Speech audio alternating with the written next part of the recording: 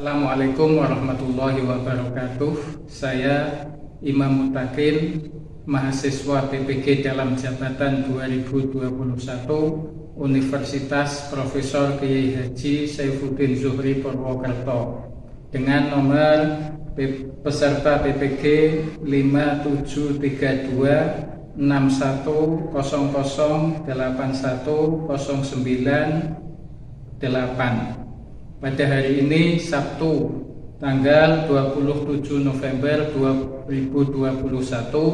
saya akan melaksanakan kegiatan praktek pembelajaran sebagai salah satu tugas dari UKIN. Karena pada tanggal 29 November 2021 di sekolah kami sudah melaksanakan penilaian akhir semester. Wassalamualaikum warahmatullahi wabarakatuh. Assalamualaikum warahmatullahi wabarakatuh. Waalaikumsalam warahmatullahi wabarakatuh. Bagaimana kabarnya anak-anak? Baik. Sehat semua? Sehat. Sebelum kita belajar pada siang kali ini, mari kita berdoa dulu. Bismillahirrahmanirrahim.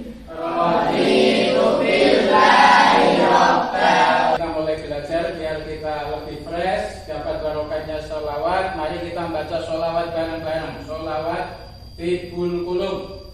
Allahumma sholli ala sayyidina Muhammadin fil qulubi wa dawaiha.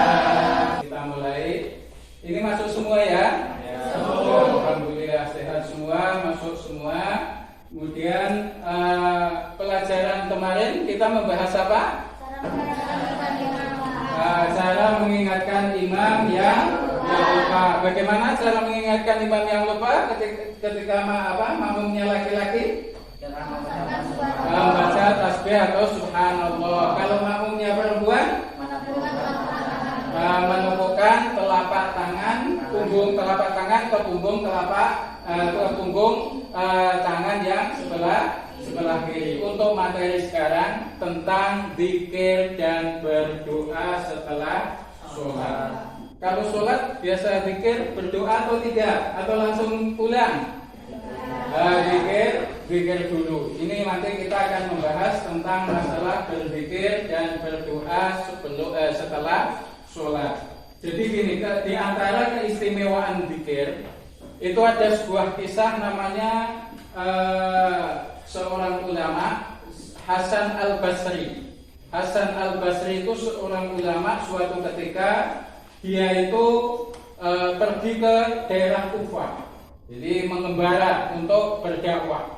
Ketika di Kufah tersebut, beliau pas waktu mau sholat, ternyata semua masjid sudah tutup.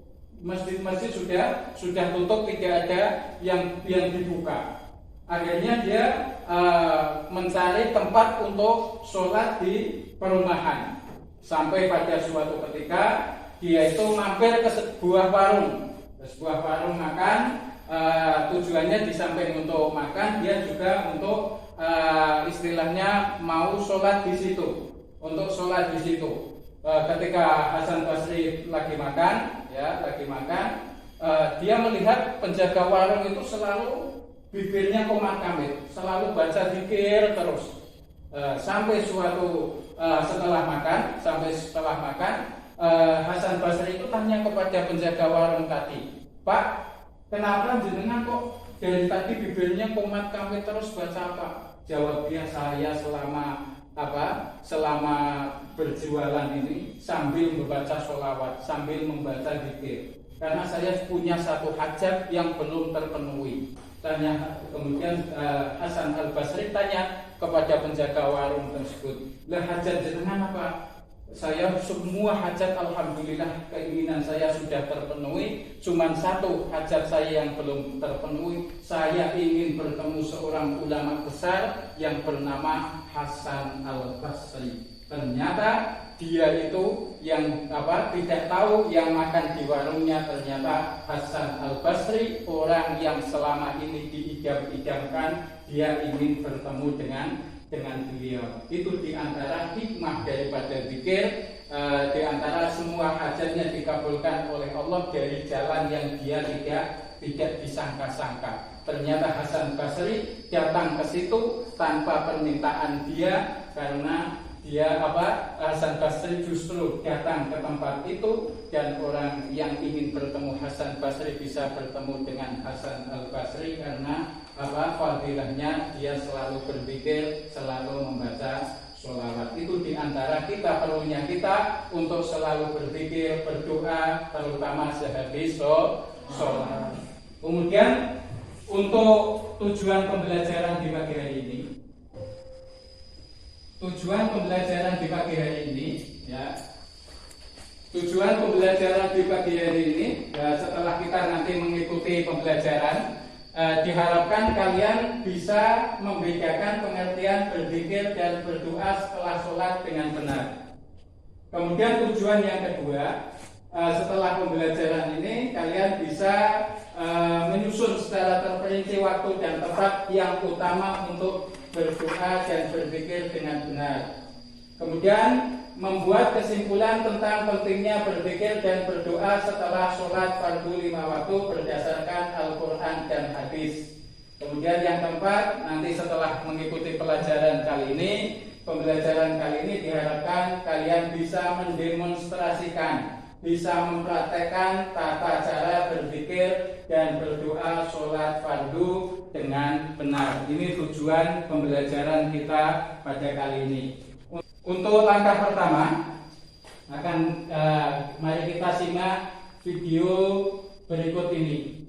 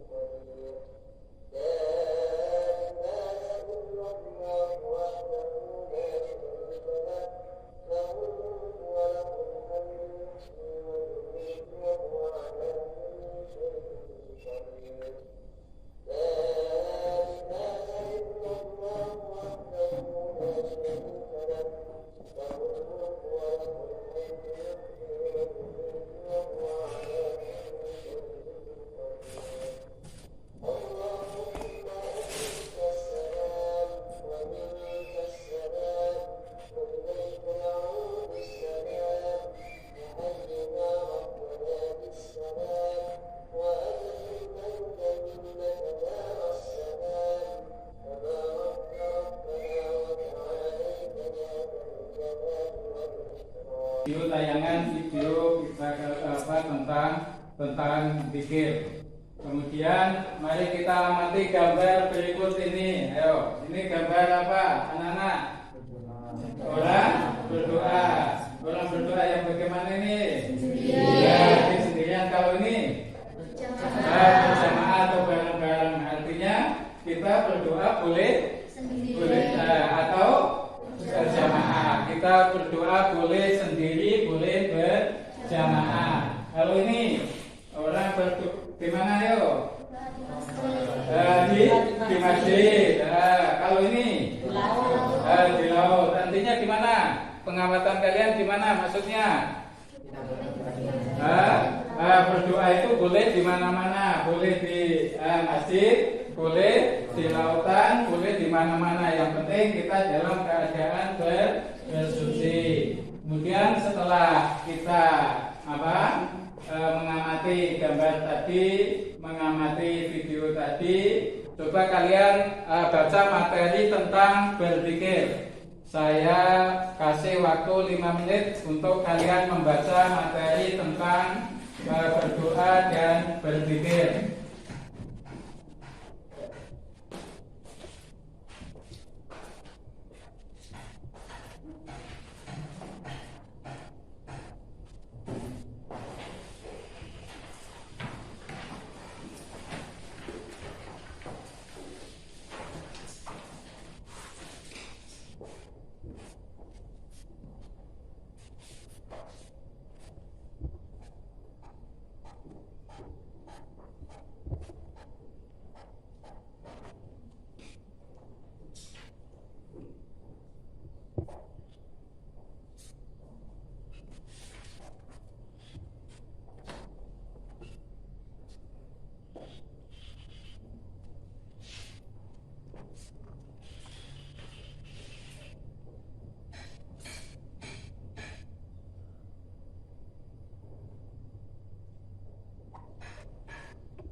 sudah selesai pembahasannya?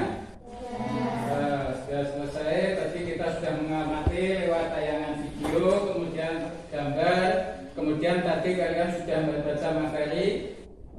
Setelah kita mengamati, ada pertanyaan dari apa yang kita amati, baik itu yang kita saksikan di video, kita lihat di gambar, dan kita baca materi tadi. Ayo, ada pertanyaan siapa? Oh ya, Ian. Bolehkah berdoa menggunakan bahasa Indonesia atau Jawa? Oh ya, bagus. Pertanyaan yang bagus dari Ian. Bolehkah kalau kita berdoa dengan memakai bahasa Jawa atau bahasa Indonesia? Misalnya, ya Allah, saya minta diberi kemudahan. Boleh atau tidak kira-kira? Boleh. Untuk jawaban sementara kita menjawab boleh berdoa dengan bahasa Jawa atau bahasa Indonesia. Untuk mengetahui lebih pastinya, mari kita diskusikan tentang masalah tersebut beserta alasannya. Bolehkah kita kalau berdoa dengan memakai bahasa Jawa atau bahasa Indonesia? Kita kalau boleh, apa alasannya? Kalau tidak boleh, bagaimana penjelasannya? Untuk diskusi kali ini akan Bapak bagikan LKPD-nya sebagai bahan diskusi kita pada kali ini.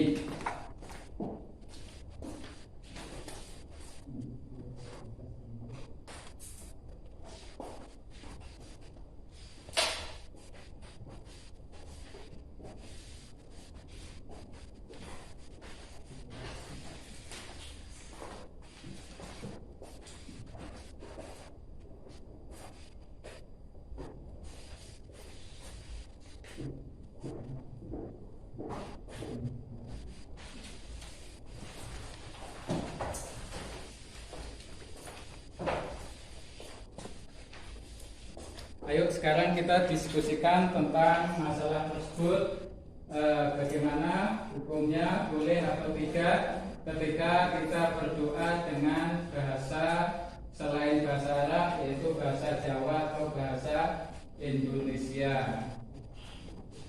Ayo didiskusikan, dicari materi apa, buka bukunya, dicari.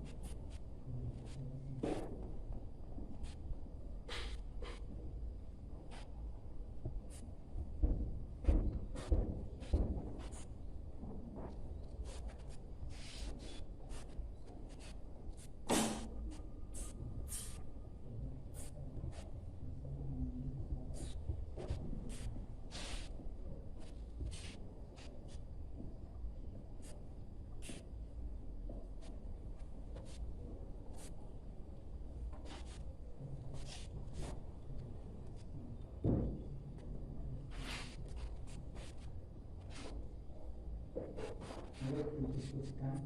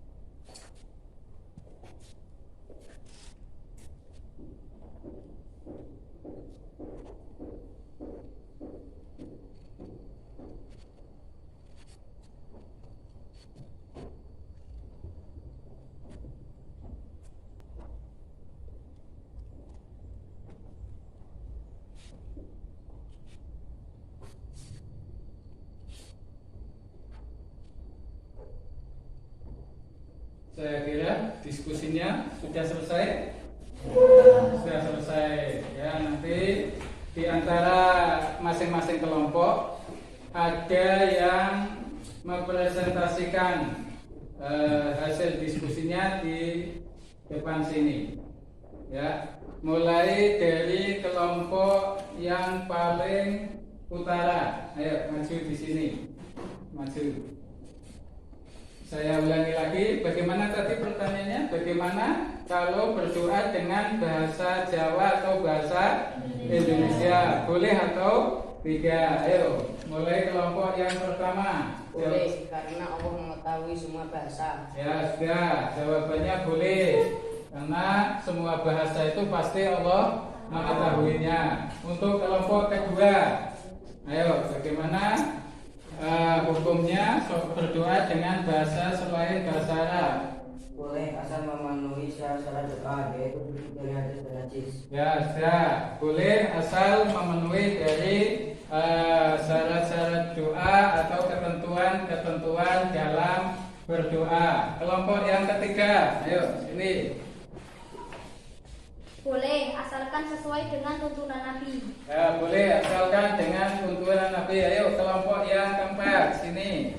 Pelan-pelan saja. Boleh selagi memenuhi ketentuannya. Ya, boleh selagi memenuhi ketentuannya. Kita sepakat bagaimana hukumnya? Doa dengan selain bahasa Arab. Boleh atau tidak?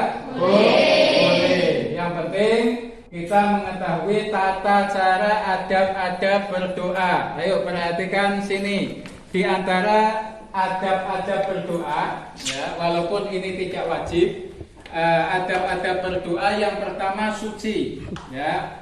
Yang pertama suci baik dari hadas kecil atau hadas besar. Walaupun kiblat. Ya, yang kedua menghadap kiblat. Ini tuntunannya. Tuntunannya kita berdoa menghadap kiblat. Yang ketiga kita berdoa dimulai dengan hamdalah. Dimulai dengan hamdalah. Jadi kita berdoa kita alhamdulillahirabbil alamin. Yang keempat juga dimulai dengan sholawat. Salawat. Nanti tutup untuk penutup ya. Doa itu juga ditutup dengan hamdalah dan sholawat. Itu tata cara atau adab kita berdoa. Jadi dimulai hamdalah, ditutup sholawat. Juga kita nanti dimulai dan ditutup dengan hamdalah dan sholawat. Sekarang apa yang dinamakan doa? Ayo, secara bahasa apa? Artinya doa itu memohon atau meminta. Kalau secara istilah doa itu apa artinya? Ya memohon kepada Allah dengan merendahkan diri kepada Allah. Kalau zikir secara bahasa apa artinya? Mengingat. Zikir secara bahasa artinya mengingat. Kalau secara istilah zikir, ayo. Yang bareng ayo yang kompak. Zikir secara istilah apa? Mengingat Allah dengan menyebut sifat-sifatnya, tujuannya untuk mendekatkan diri kepada Allah. Kemudian ada waktu yang utama untuk berzikir, juga ada tempat yang utama untuk berzikir. Ada waktu, ada tempat yang utama untuk berzikir. Jadi kalau kita berzikir itu ada tempat, ada waktu yang utama untuk berzikir. Waktu yang utama untuk zikir kapan? Ayo, diantaranya kapan? Pada waktu puasa, terutama pada bulan Ramadan. Terutama lagi ketika pas malam apa? Malam Lailatul Qadar. Apalagi di waktu? Ya, ketika wukuf di Arafah. Biasanya wukuf di Arafah itu tanggal 9 Dzulhijjah. Kemudian kapan lagi? Ketika berpuasa tadi, ya, apalagi ketika di antara dua khutbah. Ketika khutbah Jumat itu kan ada dua khutbah. khutbah pertama, kemudian khutbah kedua itu disela-selani dengan duduk, khotibnya duduk. Ketika khotibnya duduk itu kita sunnah berdoa, waktu yang mustajab untuk berdoa sesuai dengan apa yang kita inginkan. Apalagi Setelah sholat 5 waktu. setelah sholat 5 waktu. Jadi ketika sholat 5 waktu kita jangan langsung pergi, kita berzikir kemudian berdoa sesuai dengan keinginan yang kita cita-citakan. Apa lagi? Sepertiga malam terakhir. Sepertiga malam yang terakhir, ya kira-kira mulai jam setengah 2 atau jam 2 sampai subuh. Itu waktu-waktu yang mustajabah, yang utama untuk berdoa. Itu diantara waktu-waktu yang utama kita berdoa. Kalau tempat berdoa yang utama diantaranya di mana? Di antara Tempatnya kapan? Di mana?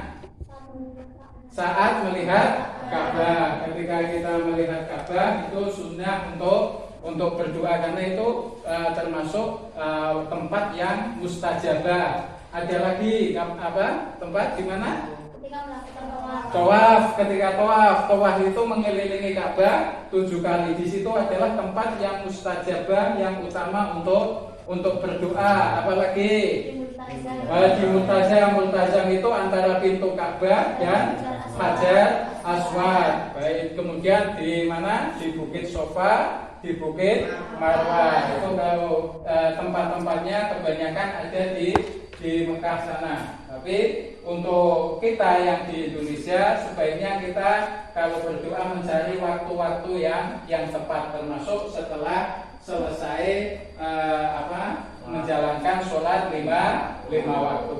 Nah, di antara hikmahnya zikir dan berdoa itu bisa menenangkan jiwa. Ala bidzikrillahi tatmainnul qulub. Jadi doa, berzikir itu bisa menjadikan hati kita tenang, hati kita sejuk, hati kita tidak gelisah. Di samping itu kita dapat pahala. Kalau tidak mau berdoa itu justru akan dimurkai oleh Allah. Allah itu justru malah marah ketika ada hambanya itu tidak mau berdoa. Karena apa? Karena menunjukkan kesombongan seorang hamba. Untuk selanjutnya, mari kita mempraktekkan tata cara zikir setelah sholat 5 waktu. Kita bareng-bareng saja. Nanti ada yang memimpin. Yang memimpin siapa? Pian sama siapa? Hafid. Ayo maju sini. Hafalan. Ayo, Pian sama Hafid sini. Ayo.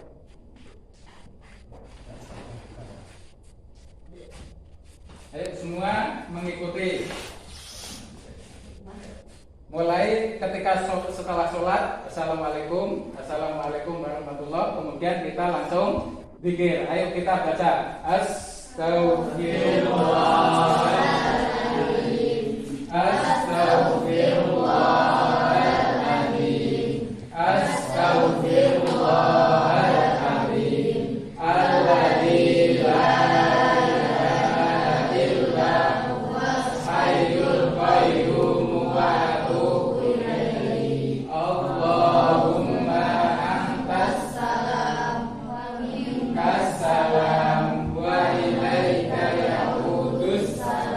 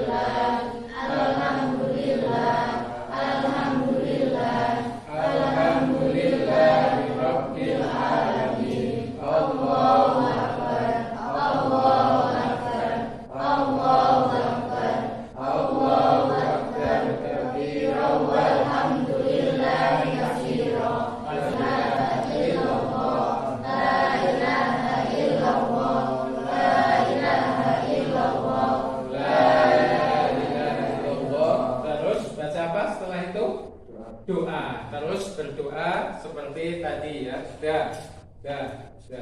Itu tadi tata cara berpikir setelah sholat 5 waktu. Itu tata cara berpikir setelah sholat 5 waktu. Saya kira kita sudah selesai pelajaran kali ini. Mari kita mengulas sedikit tentang pelajaran kali ini. Kita membahas apa pada siang kali ini? Zikir dan doa. Apa tadi zikir secara bahasa? Mengingat. Kalau berdoa secara bahasa apa tadi? Mohon atau meminta. Itu sekilas tentang berzikir dan berdoa. Saya kira kalian sudah antusias dalam mengikuti pembelajaran di siang hari ini.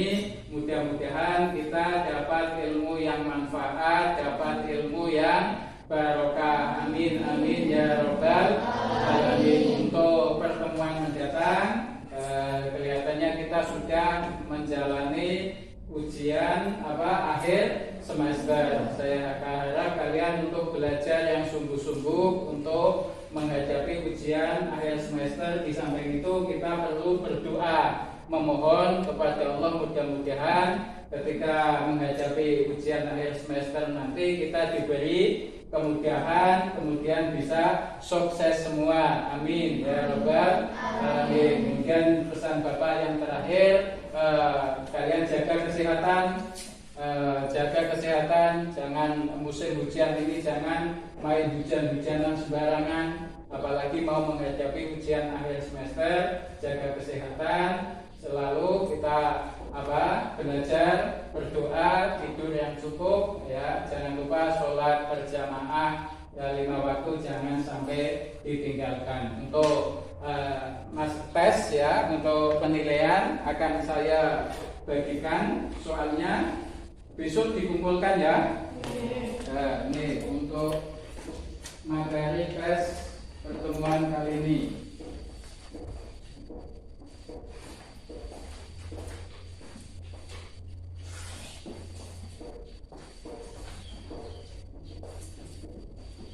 Saya kira pertemuan kali ini kita cukupkan sampai di sini. Mari kita tutup pembelajaran kali ini dengan bacaan hamdalah. Alhamdulillahirabbil alamin. Assalamualaikum warahmatullahi wabarakatuh.